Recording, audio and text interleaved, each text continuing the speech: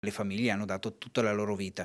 Adesso ci troviamo, nella stessa situazione in cui chi è nato nella Benetton, ma ha portato la ricchezza, nello stesso ambiente, si trova a dover fare una scelta. Tanti giovani, tanti lavoratori hanno 50 anni circa, ne conosco tantissimi. La preoccupazione per i tanti dipendenti Benetton, nelle parole del sindaco Antonello Baseggio, l'azienda di Ponzano Veneto ha alzato la posta per favorire l'uscita dei lavoratori fino a 70.000 euro. Lavoratori tanti, troppo avanti con l'età per pensare ad una facile riqualificazione, ma troppo lontani dalla pensione per poter accettare l'offerta in scadenza il 15 gennaio 2025.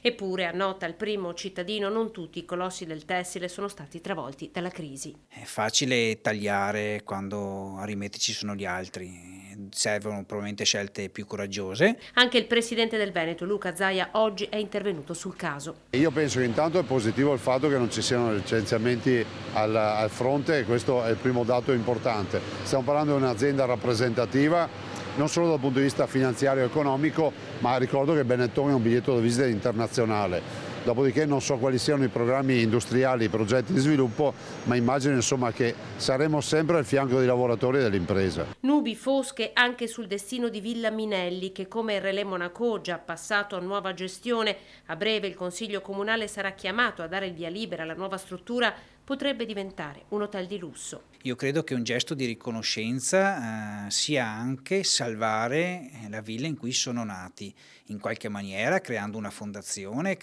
spostando alcune attività, e chiedo a questo punto a Luciano, che è quello che probabilmente in quest'ultimo tempo ha sempre messo anche di tasca sua per ciò in cui lui ha creduto, in cui è nato, di attivarsi di alberghi a 5 stelle con una spa a cielo aperto che verrà realizzata, insomma ce l'abbiamo già, penso che non servano altri alberghi, serve ben altro per una comunità.